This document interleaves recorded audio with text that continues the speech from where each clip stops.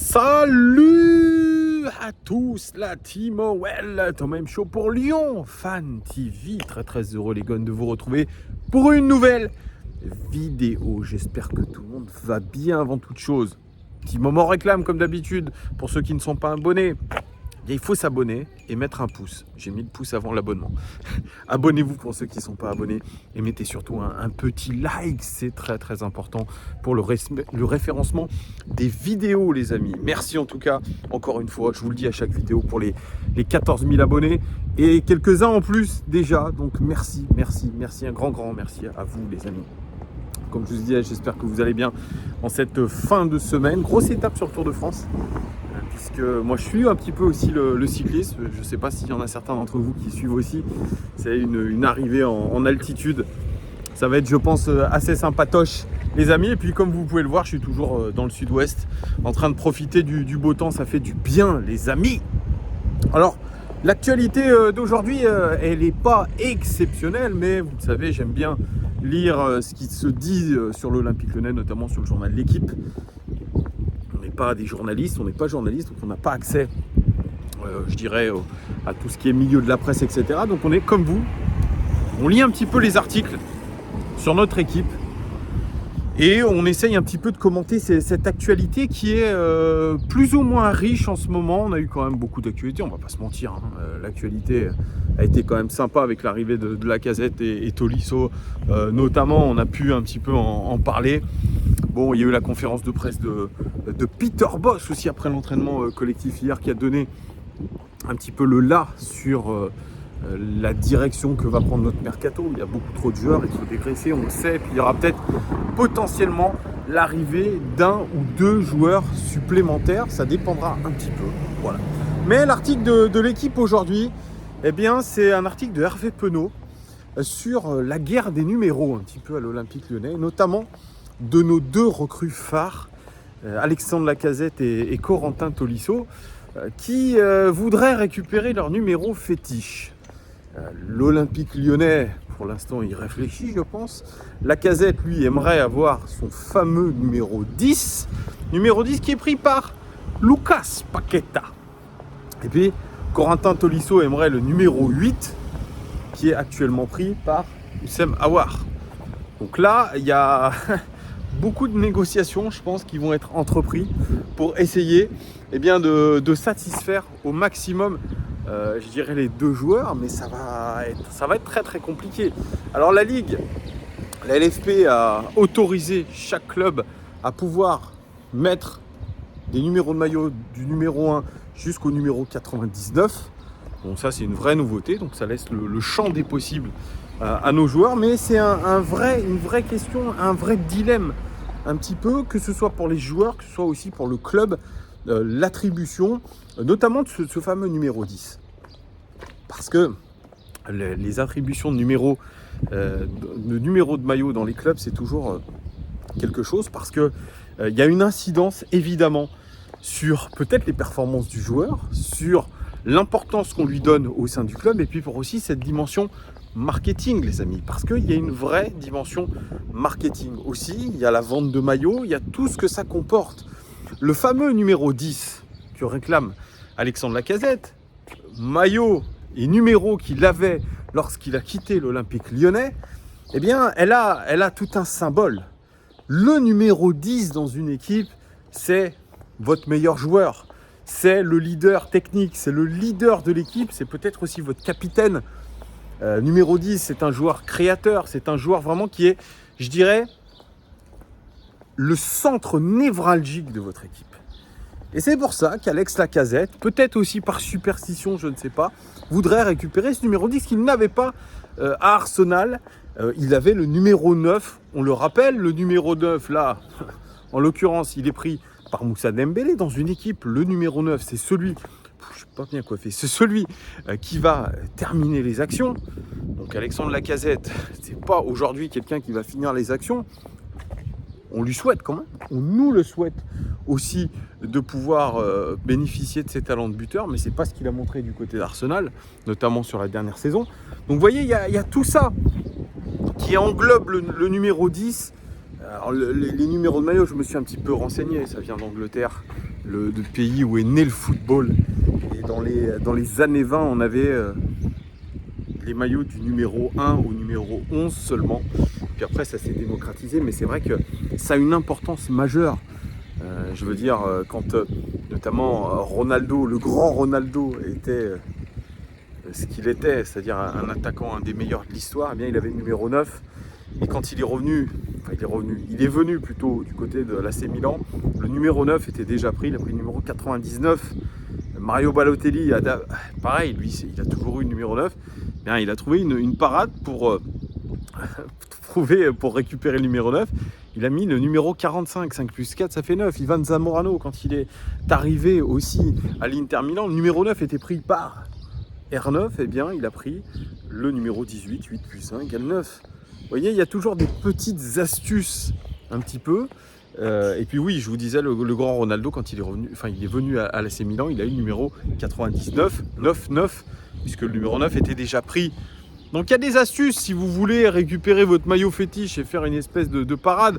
David Beckham, mon idole, quand il est arrivé du côté des Los Angeles Galaxy. Alors là, il y avait une dimension marketing aussi. Il a pris le numéro 23. Numéro 23, c'est le numéro mythique de Michael Jordan en basketball, en NBA. Ça avait une dimension, vous voyez. En gros, les supporters faisaient le rapprochement entre Michael Jordan, David Beckham. Et quand il est arrivé au Paris Saint-Germain, il a pris le numéro 32. Numéro qu'il avait aussi du côté de l'AC Milan. Numéro 32, c'est le 23 inversé puisque son numéro fétiche est le numéro 7 et il n'a pas pu le récupérer. Alors bien sûr, on fait de la place pour vraiment, si vous voulez donner un numéro à quelqu'un en particulier, un joueur en particulier, vous lui donnez quand vous êtes un club. Cristiano Ronaldo a toujours porté le numéro 7 dans tous les gros clubs dans lesquels il a été, sauf quand il est arrivé du côté du Real Madrid où il a pris le numéro 9 puisque le numéro 7 était déjà pris, mais on lui a ensuite redonné. Kylian Mbappé a troqué son numéro 29 aujourd'hui pour le numéro 7 parce que aussi le numéro 7 dans une équipe, il est extrêmement important. Si Cristiano Ronaldo venait à arriver à Chelsea, je pense qu'il récupérait sans problème le numéro 7 de N'Golo Kanté. Vous voyez, le numéro fétiche, ou en tout cas, il y a beaucoup de numéros qui sont des numéros fétiches, notamment le numéro 10, le numéro 9, notamment le numéro 7 d'une équipe. Ça, vraiment, je pense, une puissance marketing assez phénoménale. Et aujourd'hui, à l'OL, j'aimerais pas qu'on s'embrouille, qu'on s'embrouille pour des sortes de broutilles quand même, des affaires de numéros. Alors, je comprends que Paqueta n'ait pas envie de laisser son numéro 10, parce que c'est lui aussi, en étant un Brésilien, ça a une connotation de grands joueurs qui ont eu le numéro 10 par le passé. C'est le symbole du meilleur joueur de l'équipe, c'est le playmaker en anglais. Mais moi, je prends aujourd'hui, je prends parti pour Alexandre Lacazette, pour ce numéro 10, parce que le numéro 10, eh bien, ça sera notre capitaine. Ça sera, notre symbole. Le symbole du retour à l'ADN OL, si je me mets un peu dans ce que veut faire de nouveau l'Olympique lyonnais. Et puis, Paqueta, je suis désolé, il est toujours en instance de départ, ou en tout cas, il n'a pas été clair sur son avenir avec nous. On ne sait toujours pas ce qu'il veut faire très précisément. Peter Bosz l'a dit en conférence de presse hier, on ne connaît pas encore la volonté du joueur. Donc, à partir de là, moi je dis, voilà, il faut que le numéro 10 de l'Olympique lyonnais revienne à Alexandre Lacazette. Vous me direz ce que vous en pensez. C'est important. Et le numéro 8 que voudrait Corentin Tolisso, qui est aujourd'hui sur le dos de Houssem Aouar, moi c'est pareil. Houssem Aouar, on ne connaît pas clairement ses intentions. Enfin, du moins, on le sait, mais il ne le dit pas d'une manière officielle. S'il est cohérent avec lui-même, si vraiment il a envie de partir et que son aventure à l'Olympique lyonnais est finie, eh bien il doit donner son numéro 8 à Corentin Tolisso. Ça me paraît évidemment logique. Mais je peux comprendre que ça puisse un petit peu tendre en interne. Voilà, mais c'est au club, je pense, à trancher sur cette histoire de numéro de maillot. parce que, comme je vous l'ai dit, ça a une incidence sportive, mais c'est une incidence marketing majeure. Donc, moi, je suis partisan pour que le numéro 10 revienne à Alexandre Lacazette et le numéro 8 revienne à Corentin Tolisso. Voilà. Vous me direz ce que vous en pensez en commentaire, les amis. Pour moi, c'est clair comme de l'eau de roche. Voilà.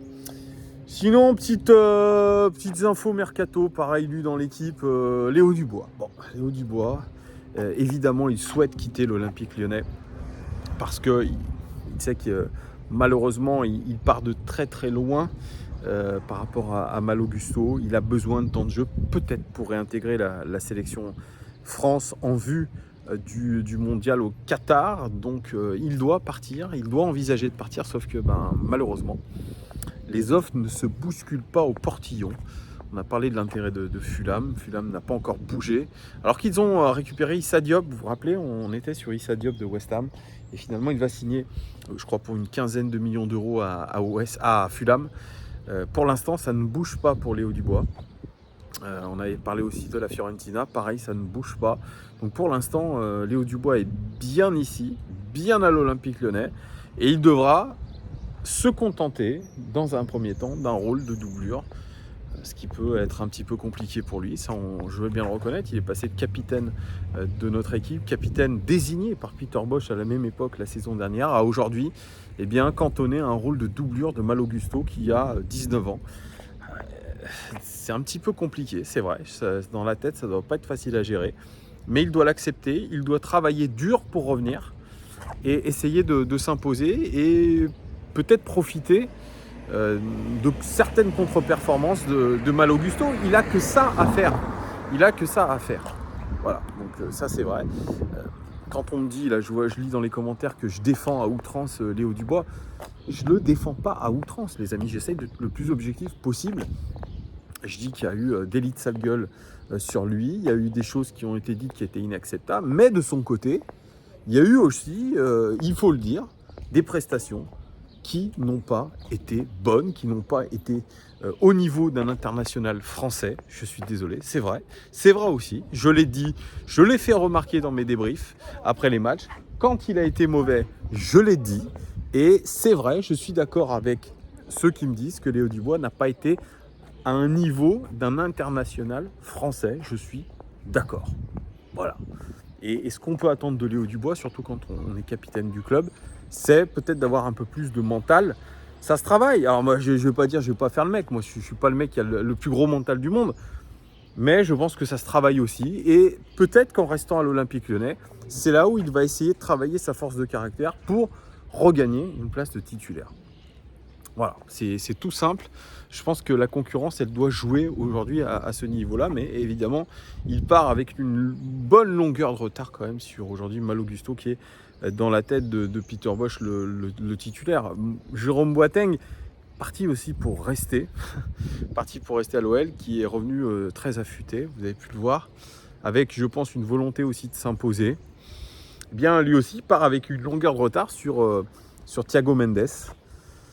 C'est comme ça, lui aussi, il va falloir qu'il reprouve quelque chose, il va falloir qu'il prouve via des prestations, via un travail acharné à l'entraînement, parce que ça reste quand même Jérôme Boateng, ça reste un joueur qui a gagné la Ligue des Champions, des titres avec le Bayern, la Coupe du Monde.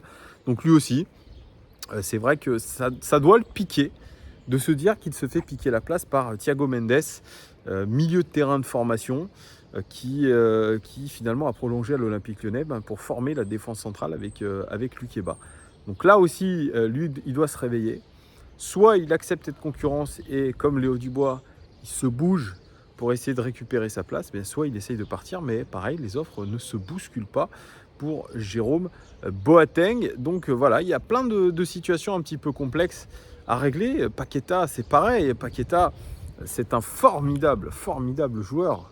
Quand il est à 100% de ses capacités, il sait qu'il y a la Coupe du Monde au Qatar, il est titulaire avec l'équipe brésilienne, mais lui aussi, il ne peut pas prendre tous les risques.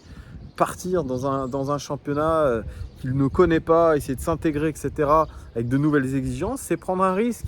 Mais il faut aujourd'hui qu'il clarifie sa situation à l'Olympique Lyonnais.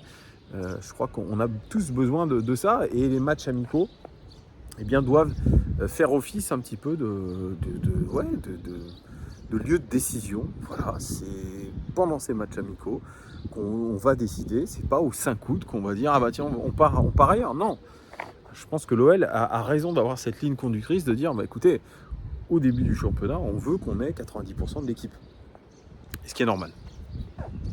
Mais il reste encore du temps, c'est vrai. Voilà les amis.